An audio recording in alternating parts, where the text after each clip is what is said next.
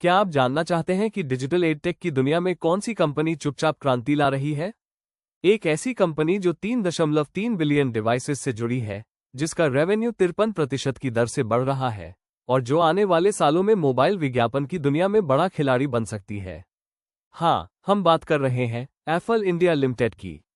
आज के इस वीडियो में हम जानेंगे एप्पल इंडिया का बिजनेस मॉडल, इसकी ताकत और संभावनाएं और निवेश से जुड़े बड़े मौके और जोखिम।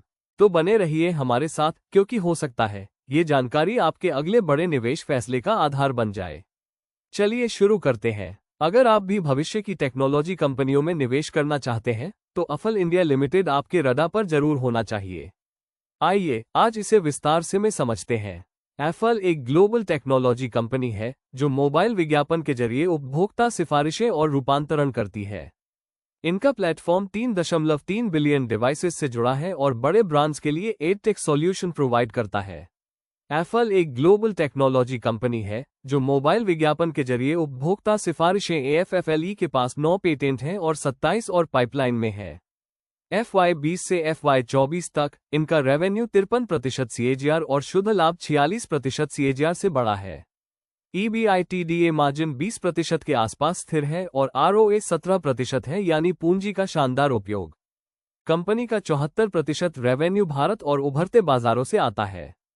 इनका प्लेटफॉर्म 3.3 बिलियन डिवाइसेस से जुड़ा है और बड़े ब्रांड्स के लिए एडटेक सॉल्यूशन प्रोवाइड करता है। लेकिन कुछ जोखिम भी है। बड़ी कंपनियों जैसे गूगल, मेटा से कड़ी प्रतिस्पर्धा, डेटा प्राइवेसी कानूनों में बदलाव और वर्तमान में इसका पे रेशियो 62 है, यानी वैल्यूएशन काफी ऊंचा है। ध्यान से सोच समझकर निवेश करना जरूरी है। एप्पल इंडिया में निवेश लंबी अवधि का खेल है। टेक्नोलॉजी में नए अवसर, SME सेगमेंट का विस्तार और तेजी से बढ़ती डिजिटल मांग इसे आकर्षक बनाती है। लेकिन निवेश से पहले वैल्यूएशन, ग्रोथ और जोखिम का आकलन जरूर करें। और याद रखें, धैर्य रखें, नियमित समीक्षा करें और अपने सिद्धांतों पर टिके रहें। सफलता मिलेगी। ऐसे और एनालिसिस के लिए चैनल को सब्सक्राइब करें और वीडियो को लाइक करें। एप्पल एक वैश्विक प्रौद्योगिकी कंपनी है जो प्रमुख B2C कंपनियों के लिए उपयुक्त मोबाइल विज्ञापन के माध्यम से उपभोक्ता सिफारिशें और रूपांतरण प्रदान करती है। इसकी स्वामित्व वाली उपभोक्ता इंटेलिजेंस प्लेटफॉर्म एक एंड-टू-एंड एडटेक वैल्यू चेन प्रस्ताव के रूप में कार्य करता है, जो मोबाइल विज्ञापन के माध्यम से व्यक्तिगत उपभोक्ता सिफारिशें और रूपांतरण प्रदान करता है। ये प्लेटफॉर्म 3.3 बिलियन जुड़े हुए डिवाइसेस को सेवा प्रदान कर रहा है। कंपनी की मुख्य बातें: मजबूत पेटेंट पोर्टफोलियो। एप्पल के पास अमेरिका और भारत में डिजिटल विज्ञापन, आर्टिफिशियल इंटेलिजेंस, वॉइस इंटेलिजेंस आदि से जुड़े 9 पेटेंट हैं और भविष्य के उपयोग मामलों के लिए 27 अतिरिक्त पेटेंट दाखिल किए गए हैं। भौगोलिक उपस्थिति: FY24 में कंपनी की 74% आय भारत और उभरते बाजारों से और शेष 26% विकसित बाजारों से आए।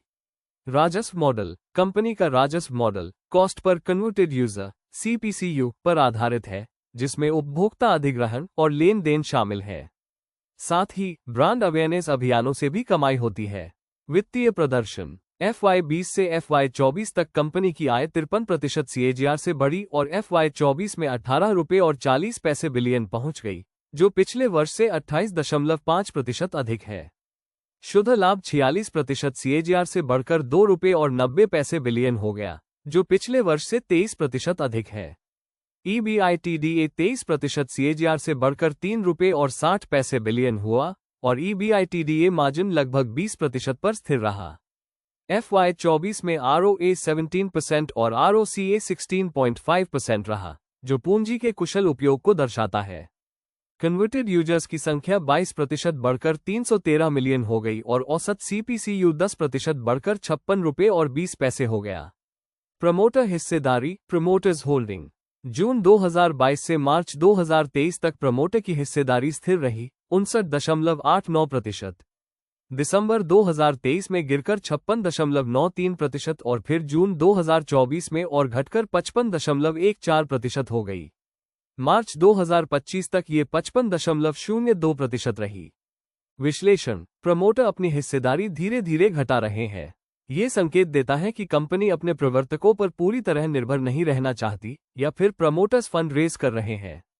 2. विदेशी संस्थागत निवेशक FIIs। जून 2022 में 14.69% से घटकर जून 2023 में 9.66% हो गया था। इसके बाद फी निवेश में बढ़ोतरी हुई और मार्च 2025 तक 16.09% पर पहुंच गया। विश्लेषण: फी रुचि में गिरावट के बाद लगातार सुधार हुआ है, जो कंपनी के भविष्य में भरोसे को दर्शाता है। 3. घरेलू संस्थागत निवेशक डीस जून 2022 में 7.51% थी, जो मार्च 2025 तक बढ़कर 15.31% हो गई। विश्लेषण: डीस जैसे म्यूचुअल फंड्स, बीमा कंपनियां लगातार अपनी हिस्सेदारी बढ़ा रहे हैं, जो कंपनी पर दीर्घकालिक विश्वास को दिखाता है। 4. पब्लिक शेयरधारक पब्लिक शेयर होल्डिंग जून 2022 में 17.85% से घटकर मार्च 2025 में 13.47% हो गई। विश्लेषण: पब्लिक हिस्सेदारी में गिरावट दर्शाती है कि शेयर ज्यादा संस्थागत निवेशकों के हाथ में जा रहे हैं। 5. अन्य अदर्स अन्य की हिस्सेदारी नगण्य 0.05% से 0.10% के बीच बनी रही। 6. शेयरधारकों की संख्या नो ऑफ शेयर होल्डर्स जून 2022 में 3,79,806 शेयरधारक थे, जो मार्च 2025 में घटकर 2,76,042 हो गए। विश्लेषण: शेयरधारकों की संख्या में गिरावट का मतलब हो सकता है कि छोटे निवेशकों ने बाहर निकलना शुरू कर दिया, जबकि बड़े निवेशकों का प्रभाव बढ़ा है। बिजनेस मॉडल: मोबाइल विज्ञापन के माध्यम से उपभोक्ता सिफारिशें और रूपांतरण (CPCU) मॉडल पर आधारित। ग्राहक आधार: 3.3 बिलियन जुड़े डिवाइसेस, भारत और उभरते बाजारों से 74% राजस्व। वित्तीय प्रदर्शन: OFY 20 FY 24 में 53% राजस्व CAGR और 46% शुद्ध लाभ CAGR। OFY 24 में राजस्व 18 रुपये और 40 पैसे बिलियन और शुद्ध लाभ 2 रुपये और 90 पैसे बिलियन। OEBITDA मार्जिन लगभग 20%, OROA 17% और ROCA 16.5%। 9 MFY 25 रेशियो 24.5% राजस्व वृद्धि और 33% शुद्ध लाभ वृद्धि।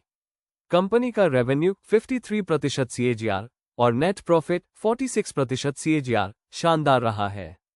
इसलिए बाजार इससे भविष्य में भी तेज ग्रोथ की उम्मीद कर रहा है।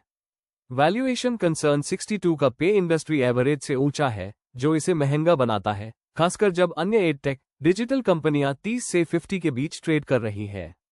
रिस्क फैक्टर: यदि कंपनी का ग्रोथ अनुमानित से कम रहा या डिजिटल एडटेक इंडस्ट्री में कोई बड़ा व्यवधान आया, तो शेयर की कीमत पर बड़ा दबाव आ सकता है।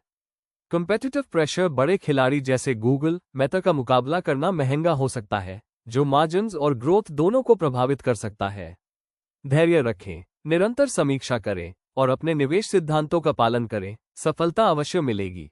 तो दोस्तों, ये था एफएल इंडिया का एक गहराई से विश्लेषण। एक ऐसी कंपनी जो डिजिटल विज्ञापन की दुनिया में बड़ा बदलाव ला रही है। अगर आप लंबी अवधि के निवेशक हैं, टेक्नोलॉजी में भरोसा करते हैं और ग्रोथ स्टोरी का हिस्सा बनना चाहते हैं, तो एफएल इंडिया आपके पोर्टफोलियो में एक चमकता सितारा बन सकता है। लेकिन याद रखिए, हर निवेश के साथ कुछ जोखिम भी आते हैं। इसलिए निवेश से पहले अपने लक्ष्य, जोखिम क्षमता और रिसर्च को हमेशा प्राथमिकता दें। धैर्य रखें, समझदारी से निर्णय लें और अपने सपनों की ओर एक मजबूत कदम बढ़ाएं। डिस्क्लेमर: यह वीडियो केवल शैक्षणिक और जानकारी देने के उद्देश्य से बनाया गया है। इसमें दी गई कोई भी जानकारी निवेश सलाह, इन्वेस्टमेंट एडवाइस नहीं है। शेयर बाजार में निवेश जोखिमों के अधीन है।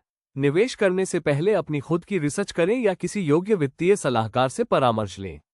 निर्माता इस वीडियो की जानकारी के आधार पर किए गए किसी भी निवेश निर्णय के लिए जिम्मेदार नहीं होगा। धन्यवाद।